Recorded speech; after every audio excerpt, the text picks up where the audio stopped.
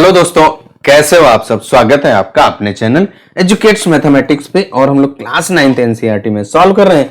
उसमें अध्याय 10 से वृत्त की प्रश्नावली 10.1 पर आ चुके हैं। और इस प्रश्नावली का जो पहला प्रश्न है उसको हम लोग पहले से हल कर चुके हैं। आज के इस वीडियो में जो बचा हुआ दूसरा प्रश्न है उसको हल करने वाले हैं। अगर आप चैनल पर पहली बार हैं, हमारा काम आपको पसंद आए और वीडियो आपने पसंद किया हो तो भाई चैनल को भाई सब्सक्राइब भी कर लें, जिससे कि आपको ऐसे ही इंफॉर्मेटिव और इंटरेस्टिंग वीडियोस भी प्राप्त हो सकें। चलिए शुरू करते हैं आज का वीडियो। और जो दूसरा प्रश्न आपका क्या कह रहा है, निम्नलिखित में लिखिए सत्य या असत्य और अपने उत्तर के कारण भी दीजिए। भाई कारण भी तो बताना है, आपने कैसे पहचाना कि ये सही है या गलत है। तो सबसे पहला जो आपका देखिए प्रश्न क्या कह रहा है, केंद्र को वृत्त पर किसी बिंदु से मिलाने वाली रेखाखंड वृत्त की त्रिज्या होती है। तो यही तो हम लोगों ने पढ़ा था भाई। क्या है, ये आपका एक वृत्त है और ये आपका वृत्त का केंद्र O, और इस वृत्त पर कोई भी बिंदु स्थित हो, ये मान लो A और ये मान लो B। अब आप O को A से मिलाएंगे, O को B से, एक और बिंदु लीजिए C, O को C से मिलाइए। तो ये क्या है, वृत्त की त्रिज्या ही तो है। कि वृत्त की त्रिज्या की भी यही परिभाषा हम लोगों ने पढ़ी है कि वृत्त के केंद्र और वृत्त पर स्थित किसी भी बिंदु को मिलाने पर जो रेखाखंड प्राप्त होती है वही वृत्त की त्रिज्या कहलाती है। तो इसका मतलब ये जो हमारा स्टेटमेंट लिखा है, ये हमारा जो वाक्य है वो कैसा हो गया भाई, सत्य हो गया। तो उसके सामने आप सत्य लिख सकते हैं। तो ये आपका सत्य हो गया। अब इसके बाद दूसरा आपका क्या कह रहा है, एक वृत्त में समान लंबाई की परिमित जीवाएं होती हैं। भैया जो वृत्त की जीवा क्या होती है, वो वृत्त को दो भागों में बांटती है। ये तो हम लोग पढ़ चुके हैं। लेकिन कौन कौन सी जीवाएं कैसे खींचोगे, अब यहाँ पे पहले आप वृत्त खींचिए और उसकी जीवाएं खींचिए। देखिए यहाँ पर हम लोगों ने एक वृत्त खींच दिया, अब इसकी एक जीवा खींचिए। मान लो आपने एक ये जीवा खींच दी, ठीक है। एक दूसरी जीवा वो मान लो यहाँ पर आपने खींची, एक और खींच दिया, एक और खींच दिया। अब यहाँ पे क्या ये सभी की लंबाइयां समान है? बिल्कुल नहीं है। तो यहाँ पे कह रहा है एक वृत्त में समान लंबाई की परिमित जीवाएं होती हैं। तो ये तो नहीं हो रहा है। लेकिन एक बात हमें ध्यान रखनी है कि ये हमारा जो स्टेटमेंट दिया गया है इसके आधार पर सही नहीं हो रहा है। और जब ये सही नहीं हो रहा है तो क्या हो जाएगा भाई, आपका असत्य हो जाएगा। क्योंकि आप एक वृत्त में समान लंबाई की परिमित सीमाएं खींच सकते हो नहीं। तो ये कैसा हो जाएगा भाई, आपका असत्य हो जाएगा। तो उसके सामने आप असत्य लिख दीजिए। देखिए ना, आपने यहाँ पे बहुत सारी जीवाएं खींची, उनकी लंबाइयां समान नहीं है भाई।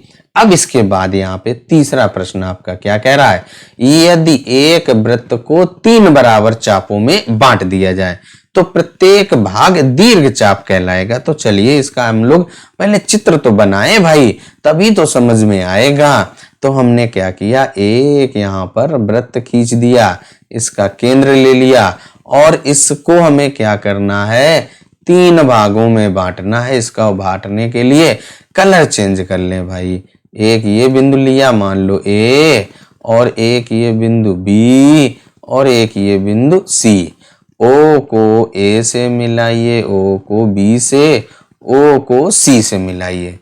अब आप यहाँ पे देखिए OA, ये O नाम दे दिया, OA, OB और OC ये क्या कर रही हैं, वृत्त की त्रिज्याएं हैं और वृत्त को 3 बराबर भागों में बांट रही हैं। अब यहाँ पे देखिए 3 चाप बन रहे हैं। एक आपका ये AB है, यही तो बन रहा है, AB चाप है। और जो दूसरा है भाई उसको और कलर चेंज कर लो, एक ये आपका चाप BC बन रहा है। अब इसके बाद एक और चाप है भाई आपका, उसका भी कलर चेंज कर लो, एक ये चाप है। अब यहाँ पे क्या कह रहा है कि जो सवाल पे आ जाओ, क्या कह रहा है, जो हम लोगों का प्रश्न भाई कि जो आपने 3 बराबर भागों में बांट लिया, अब वहां पे जब हम लोग एक वृत्त को 3 बराबर चापों में बांट दिया जाए तो प्रत्येक भाग दीर्घ चाप होगा। तो भाई आ जाओ प्रत्येक भाग की बात। अब यहाँ पे जो ये आपने मान लो ये एलो एल है, क्या ये दीर्घ चाप है? भाई जब ये तो जब अकेला इधर आएगा तो बचे हुए तो 2 हो जाएंगे। तो एक बड़ा होता है कि 2? भाई जब ये तुम अलग भागोगे, ये वाला कहने लगा मैं इधर जाऊंगा, ये अलग भागेगा, तो वो जो 2 वाले ग्रीन और ऑरेंज वाले ये तो मिल जाएंगे ना, तो वो दीर्घ हो जाएंगे। जब 2 मिल गए एक माँ तो वे ज्यादा हो जाएंगे भाई। तो इसलिए ये कैसा हो जाएगा भाई? असत्य हो जाएगा। लिख दिया हम लोगों ने फॉल्स, यानी कि असत्य लिख दिया। अब अगला भाग भाई आपका क्या कह रहा है कि वृत्त की एक जीवा जिसकी लंबाई त्रिज्या से 2 गुनी हो, वृत्त का व्यास। अरे ये तो बिल्कुल सही बात है, हम लोगों ने पढ़ रखा है कि जो वृत्त का व्यास होता है वो त्रिज्या का 2 गुना होता है, और जो व्यास होता है वो सबसे लंबी जीवा होती है। यानी कि वृत्त की एक ऐसी जीवा है वो जो त्रिज्या से 2 गुनी है, और वही तो व्यास कहलाती है। तो यानी कि ये कैसा हो गया भाई? आपका सत्य हो गया। तो यहाँ पे लिख दीजिए ये वाला भाई हम लोगों का सत्य है। अब इसके बाद क्या कह रहा है? त्रिज्य खंड जीवा एवं संगत चाप के बीच का क्षेत्र होता है।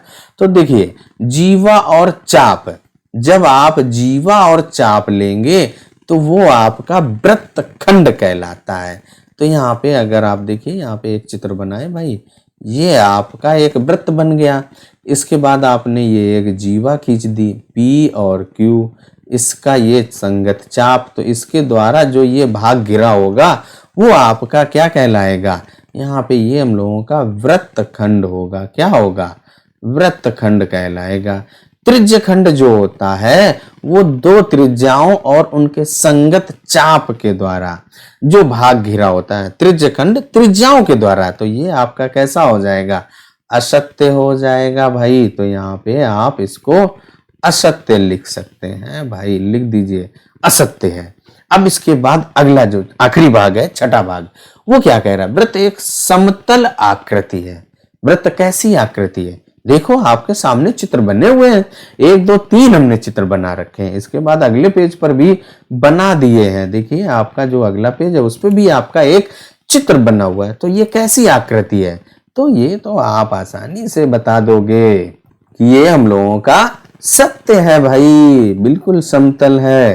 तो आप इसमें भाई लिख दीजिए, ये तो कोई बताने वाली नहीं बात है। तो ये हम लोगों का सत्य है भाई।